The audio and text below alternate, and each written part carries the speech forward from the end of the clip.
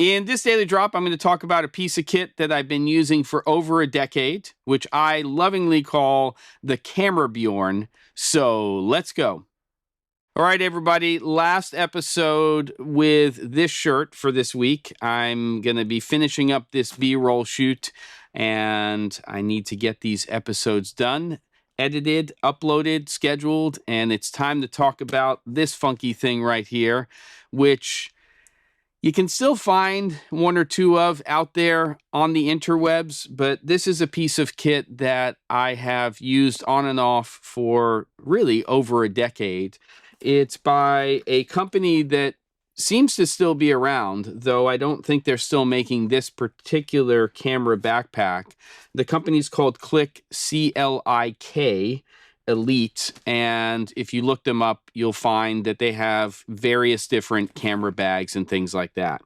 This is kind of a unique product. They also have another one. I don't know what the actual name of this one is. There's another one called the Volt, which is a slightly larger backpack. But essentially, this is, in my mind, a shooting backpack, which is kind of weird from a production standpoint because it's so incredibly basic, but nobody, to my knowledge, was or is making something quite like this right now. And you may think it's ridiculous, but it's actually been really useful. And I threw it into the car for this current production that I'm doing, and I've actually been using it almost every day. I've been using my slider setup, and I've been using this. And the reason I'm using it is because, you know, if you're shooting with an FX30, FX3, R5C, you can shoot all day long, and the camera is just so lightweight that hand-holding it and doing that is really not an issue. The C80 is not a heavy camera, but when you start to change lenses and do things like that, it's definitely got more weight to it than those said mirrorless cameras. So let's take a look at what I call the CameraBjörn. And the reason I call it that is if you are familiar with the baby Bjorn, which is a baby carrier, this kind of looks like it. It's got straps here, so I can actually lock it for some support. You can kind of see what the deal is here. There's an opening here, which you can put stuff in, and I do. I put a color meter in there. Sometimes I just have another lens, stuff like that. It's got a couple of other pockets here where you can put things, so I use those sometimes. But the key to the castle here is this mechanism.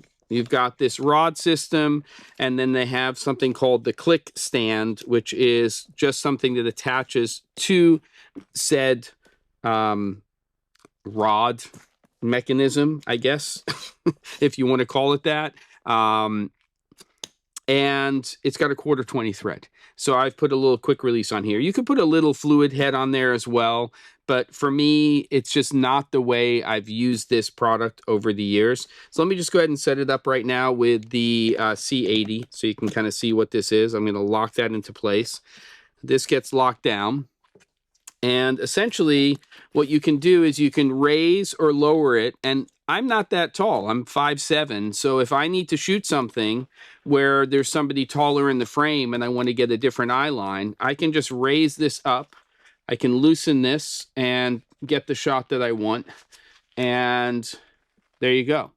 I'm shooting. And what it allows me to do is make quick adjustments. It also, sometimes I'll loosen this part right here, and I'll push the CameraBjörn out this way, and you can see that you can have some pretty good range of motion. And of course, it's taking a lot of that weight away from holding it with my hands. I've got more points of contact here, and I like to, when I'm shooting handheld, and this, I guess, maybe is part of the CameraBjörn thing, I like to shoot in a style that I call rocking a baby, right? So it's sort of like if you had a baby and I had 3 kids and you're rocking the baby, it's sort of that style of shooting, which of course you can do handheld. You can do it with a shoulder mounted rig. You can do it with an easy rig.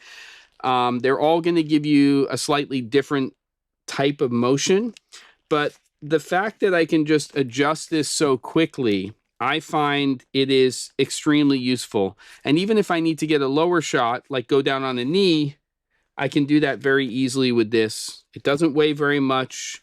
It's helping support the camera system. Lots of points of contact.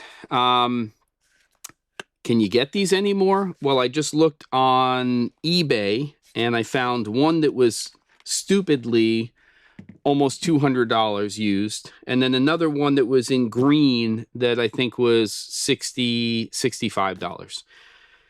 Is $200 too much for this? Probably, but quite honestly, if you're shooting with relatively small cameras, but they're big enough that it's going to be a problem to handhold them for extended periods of time, then maybe it's not too much money if you like this style of shooting. So I'm not recommending that you get this, but I'm not sure I've done an episode on the what I call the CameraBjörn in a long time.